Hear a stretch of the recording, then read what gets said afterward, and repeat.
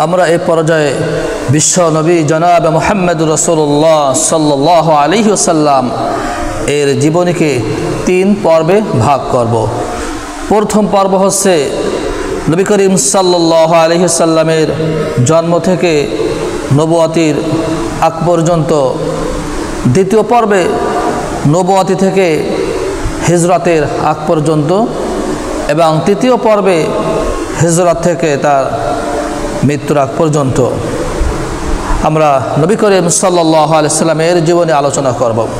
প্রথম পর্ব বিশ্ব নবী সাল্লাল্লাহু আলাইহি ওয়াসাল্লাম তিনি জাজিরাতুল আরব এবং যে শহর আল্লাহ রাব্বুল আলামিন তার হাবিবকে প্রেরণ করেছিলেন সেই শহরটির নাম ছিল মক্কাতুল মুকাররম।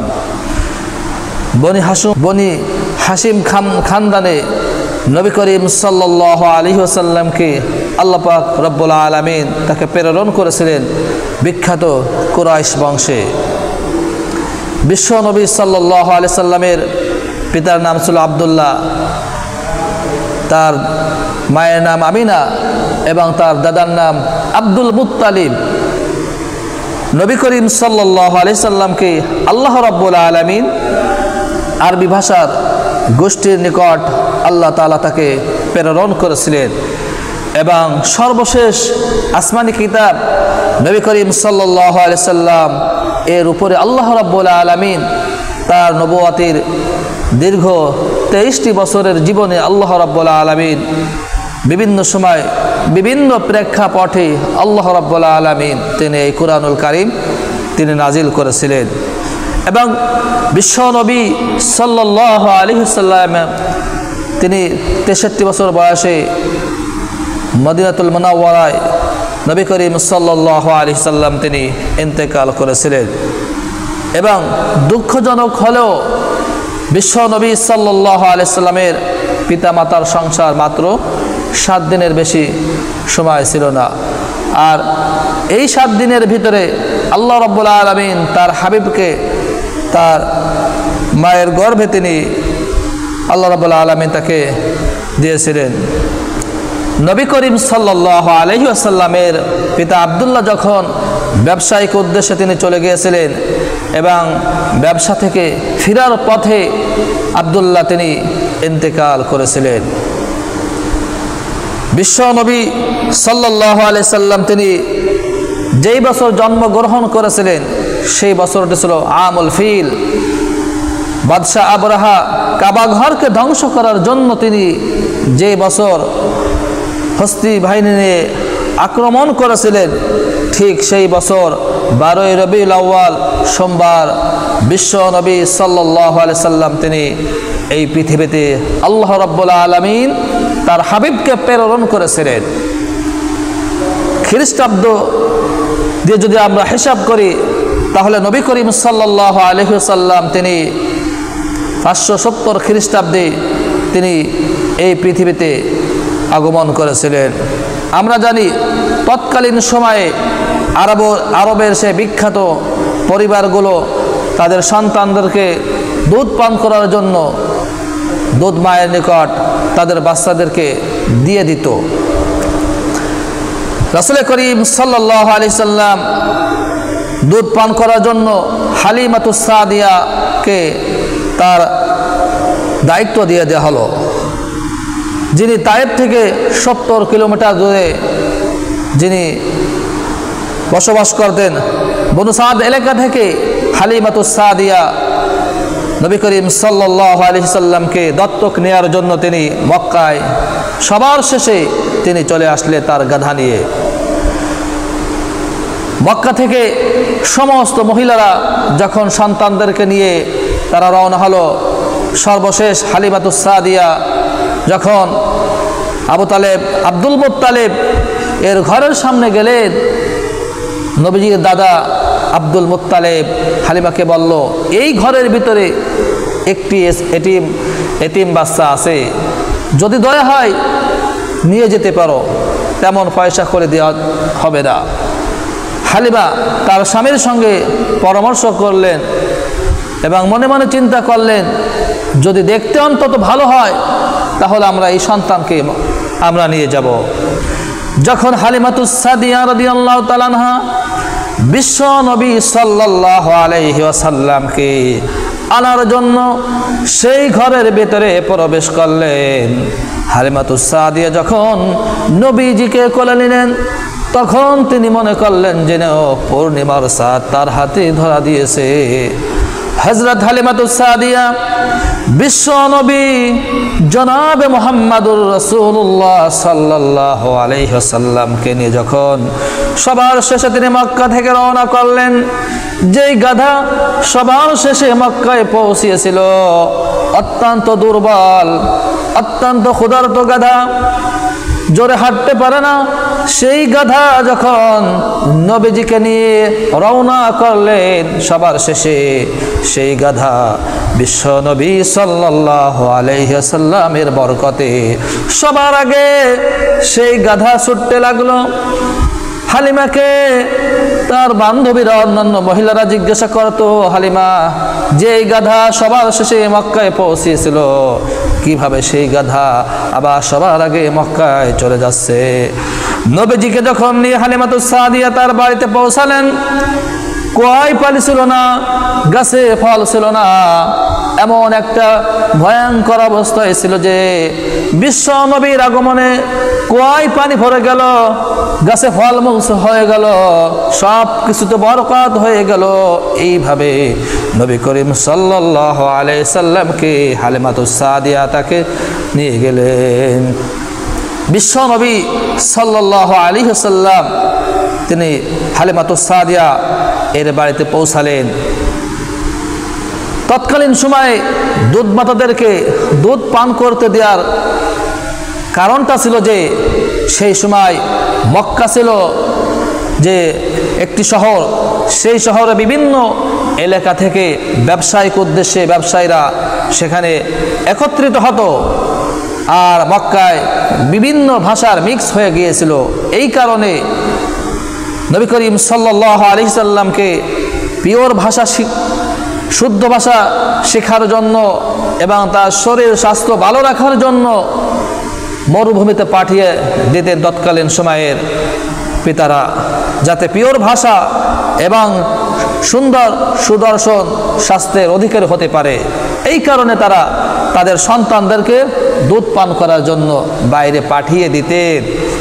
আমাদের বিশ্ব নবী সাল্লাল্লাহু আলাইহি সাল্লাম যখন হালিমার গৃহে পৌঁছালেন, তিনি তার সন্তানদের সঙ্গে, তার দুধ ভাইদের সাথে খেলাধুলা করে আস্তে আস্তে বিশ্ব নবী সাল্লাল্লাহু আলাইহি ওয়াসাল্লাম তিনি পিওর ভাষা, অত্যন্ত শুদ্ধ ভাষা তিনি শিখতে লাগলেন এবং সুদর্শন সুস্থ স্বাস্থ্যের অধিকারী তিনি হয়ে গেলেন। এইভাবে নবী করিম সাল্লাল্লাহু আলাইহি সাল্লামের বয়স যখন 2 বছর হলো, তখন হালিমাতুস সাদিয়া বিশ্ব নবী সাল্লাল্লাহু আলাইহি ওয়াসাল্লামকে সাময়িক সময়ের জন্য মায়ের সঙ্গে সঙ্গ দেওয়ার জন্য আল্লাহর হাবিবকে কিছুদিন তার বাড়িতে দিয়ে আসলেন, আবার তাকে নিয়ে আসলেন। যখন নবী করিম সাল্লাল্লাহু আলাইহি সাল্লামের বয়স 4 বছর হলো, তখন বিশ্ব নবী সাল্লাল্লাহু আলাইহি সাল্লামের জীবনে 3 বার সিনাসাক হয়েছিল। প্রথম ছিল যে 4 বছর বয়সে, দ্বিতীয়বার যখন বিশ্ব নবীর উপর ওহী করা হয়েছিল সেই সময়, তৃতীয়বার বিশ্ব নবীর মেরাজ যখন হয়েছিল সেই সময় তার সিনাসাক করা হয়েছিল। বিশ্ব নবী সাল্লাল্লাহু আলাইহি সাল্লাম তার দুধ ভাইদের সঙ্গে খেলাধুলা করতেছে মাঠে মরুভূমির ভিতরে। হঠাৎ জিবরিল আলাইহিস সালাম সেখানে হাজির হলেন এবং নবীজিকে এক পাশে নিয়ে তার গলা থেকে নাভি পর্যন্ত ওপেন হার্ট সার্জারি করা হলো। কলিজা বের করে আবার জমজমের পানি দিয়ে ধুয়ে পরিষ্কার পরিচ্ছন্ন করে আবার আগের মতো লাগিয়ে দেওয়া হলো। হালিমাতুস সাদিয়া এর সন্তানেরা এই দৃশ্য দেখে তারা দৌড়িয়ে বাড়িতে আসলেন এবং মাকে বললেন যে আমাদের ভাই, দুধ ভাই, তিনি মারা গেছে। হালিমা বিস্মিত হয়ে সেখানে দৌড়িয়ে গেলেন এবং নবী করিম সাল্লাল্লাহু আলাইহি সাল্লামকে তিনি দেখতে পেলেন বিচলিত অবস্থায়। তখন তিনি মনে করলেন এই সন্তানের যদি কোনো কিছু হয়ে যায় তাহলে আমাদের জবাবদিহি করা লাগবে। এই কারণে নবী করিম সাল্লাল্লাহু আলাইহি সাল্লামের বয়স যখন 5 বছর হলো তাকে তার মায়ের কাছে দিয়ে আসা হলো। রাসূল করিম সাল্লাল্লাহু আলাইহি সাল্লামের মাতা প্রতি বছর তিনি তার পিতার কবর জিয়ারত করার জন্য সেখানে যেতেন। বিশ্বনবী সাল্লাল্লাহু আলাইহি সাল্লাম যখন তিনি তার মায়ের কাছে তাকে দিয়ে আসা হলো, তার বয়স যখন 6 বছর পূর্ণ হলো, তার মা তাকে সঙ্গে নিয়ে তার পিতার কবর জিয়ারত করার জন্য তিনি সেখানে গেলেন এবং কবর জিয়ারত শেষে মক্কা এবং মদিনার মাঝখানে আবওয়া নামক জায়গায় তিনি ফেরার পথে বিশ্বনবীর মা ইন্তেকাল করলেন। আল্লাহ পাক রব্বুল আলামিন তার হাবিবকে কমপ্লিট একজন পরিপূর্ণ এতিম বানিয়ে দিলেন। পিতা দুনিয়া থেকে বিদায় নিয়েছে, তার মাতা যখন তার বয়স 6 বছর পূর্ণ হলো সে পরিপূর্ণ এতিম হয়ে গেল। আল্লাহ রাব্বুল আলামিন তার হাবিবকে কমপ্লিটলি পরিপূর্ণ একজন এতিম বানিয়ে দিলেন, যাতে দুনিয়ার কোনো এতিম এই কথা না বলতে পারে বিশ্ব নবী আমার ব্যাপারে কি বলবে।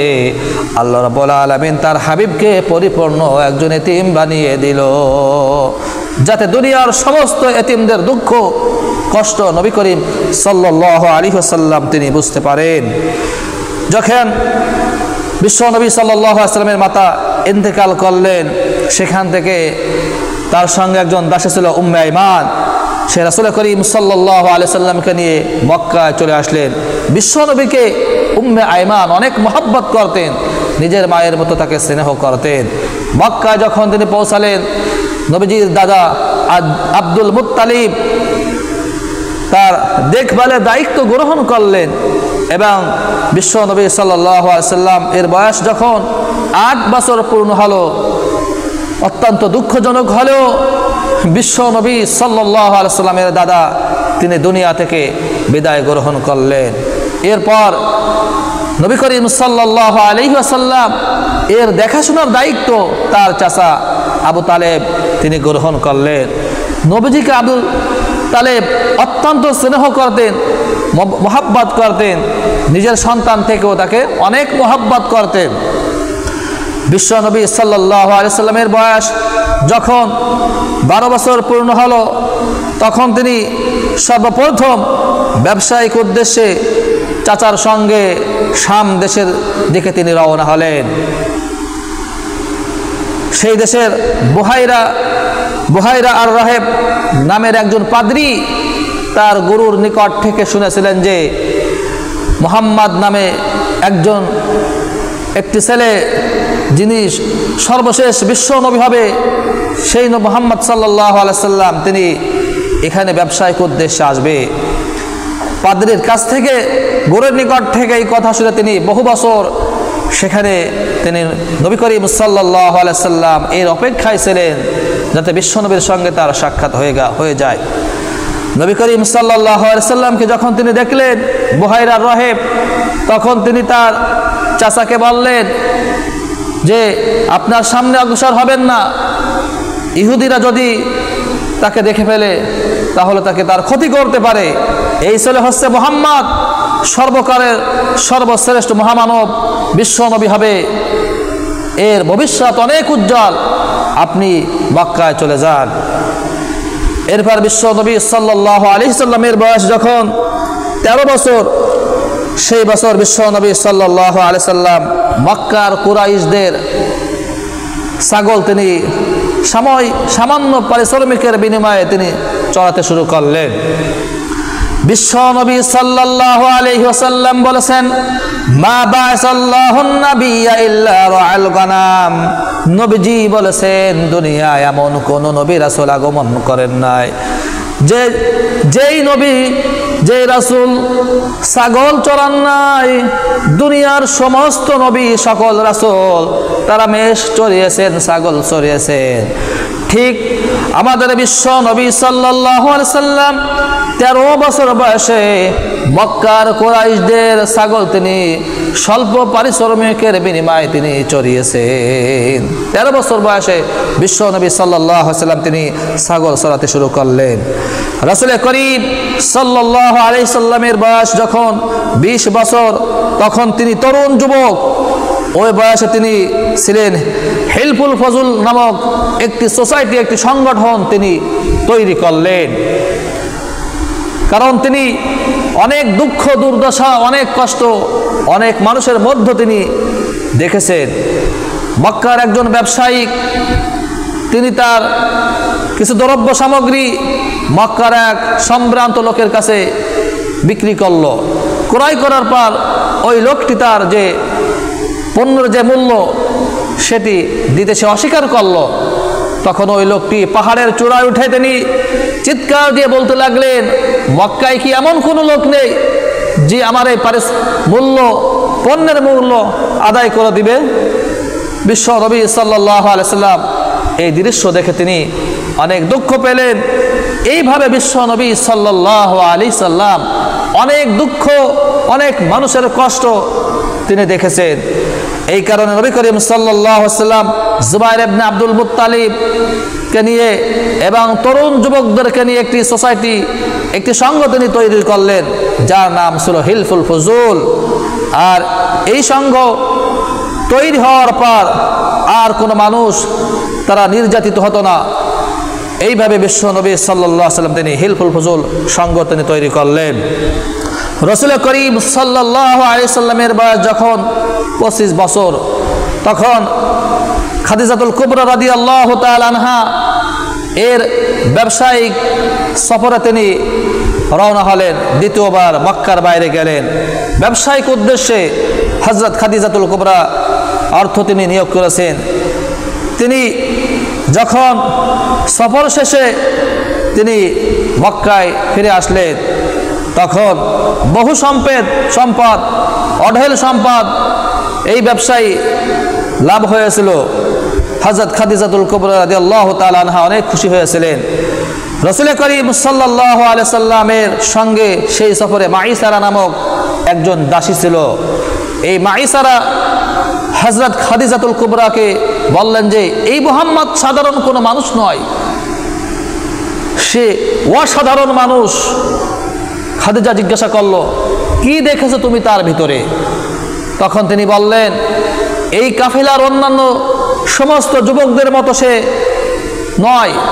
তার চলাফেরা, ওঠা বসা, কথাবার্তা, চাল চলন, ভদ্রতা, নম্রতা অন্যান্য সকল যুবকদের থেকে সম্পূর্ণ ভিন্ন। হযরত খাদিজাতুল কুবরা বিশ্বনবীর প্রতি আকৃষ্ট হলেন। তিনি তার খাদিজার এক বান্ধবীর নিকট এই কথা বললেন।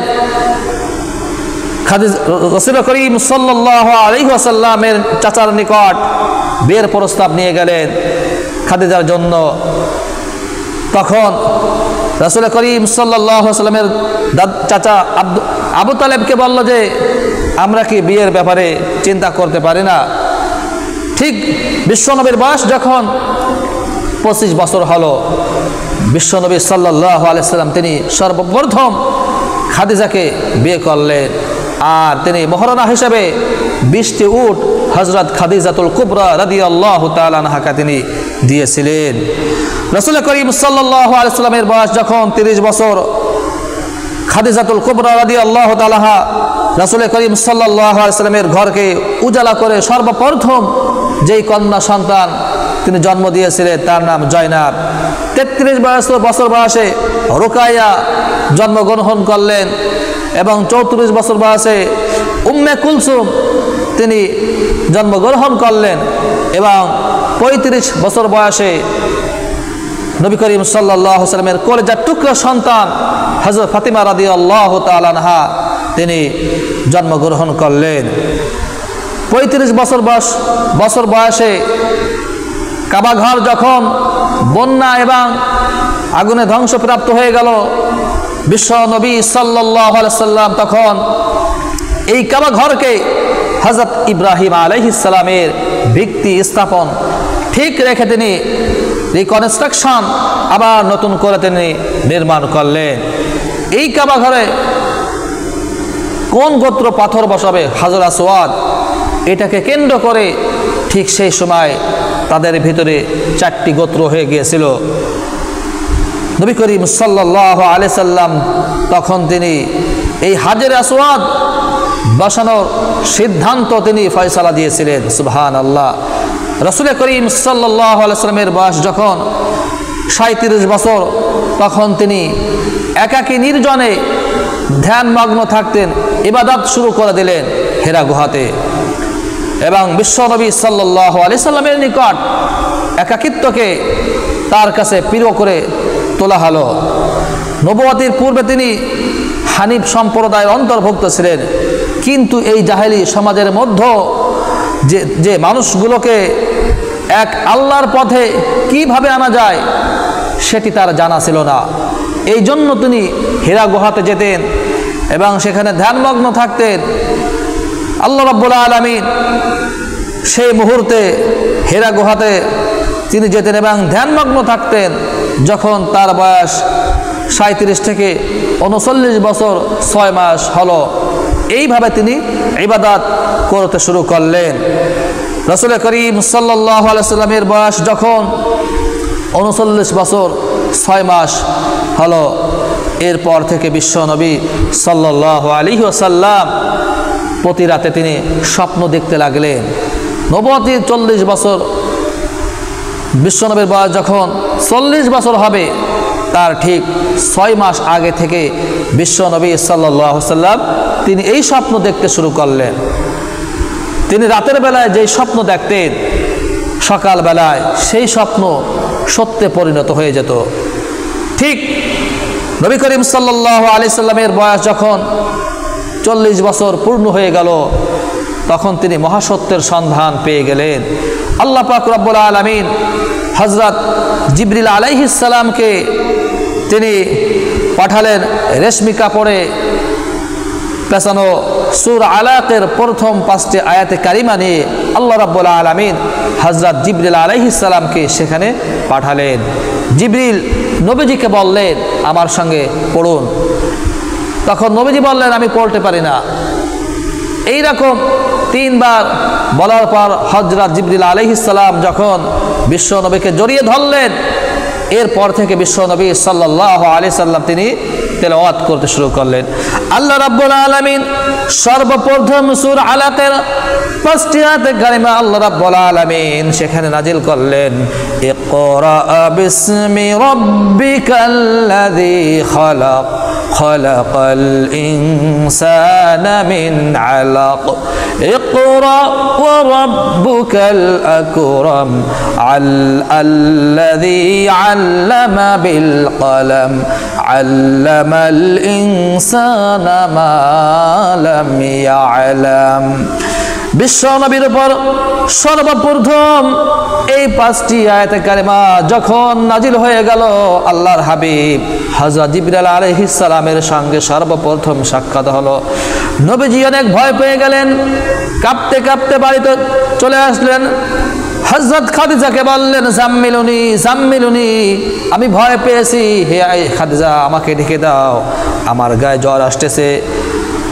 তখন নবীজিকে হযরত খাদিজাতুল কুবরা রাদিয়াল্লাহু তাআলা আনহা কম্বল দিয়ে ঢেকে দিলেন। আল্লাহ রাব্বুল আলামিন আয়াতে কারিমা নাযিল করলেন, ইয়া আইয়ুহাল মুযাম্মিল কুমিল লাইলা ইল্লা কালিলা, হে বস্ত্র মুড়ি দিয়ে শয়নকারী, রাতের কিছু সময় ব্যতীত নামাজ আদায় করুন। যখন নবীজিকে এইভাবে আল্লাহ রাব্বুল আলামিন আবার আয়াতে কারিমা নাজিল করলেন, কারণ বিশ্ব নবীর উপর এমন একটি গুরুভার কিতাব আল্লাহ রাব্বুল আলামিন তার হাবিবের উপর অবতীর্ণ করতে শুরু করলেন। আল্লাহ রাব্বুল আলামিন বললেন, ইন্না সানুলকি আলাইকা কওলান সাকিলা। আল্লাহ তাআলা বললেন, হে নবী, আমি আপনার উপর এমন একটি অচিরে গুরুভার বাড়ি নাজিল করব। আল্লাহ রাব্বুল আলামিনের যখন তার হাবিবের উপর এই কিতাব নাজিল করতে শুরু করলেন, বিশ্ব নবী থর থর করে কাঁপতেন। ওহী নাজিল হওয়ার সময় অনেক ভয় পেয়ে যেতেন। এইবার যখন নবী করিম সাল্লাল্লাহু আলাইহি সাল্লামকে কম্বল দিয়ে ঢেকে দেওয়া হলো, আল্লাহ রাব্বুল আলামিন আবার আয়াত কারিমা নাযিল করলেন, ইয়া আইয়ুহাল মুদ্দাসসির কুম ফাআনযির, হে বস্ত্রপরিধে শয়নকারী দাঁড়িয়ে যাও আর মানুষকে সতর্ক করো। এই যে বিশ্ব নবী সাল্লাল্লাহু আলাইহি সাল্লাম দাঁড়িয়ে গেলেন আর বিশ্রামের সুযোগ তিনি পেলেন না।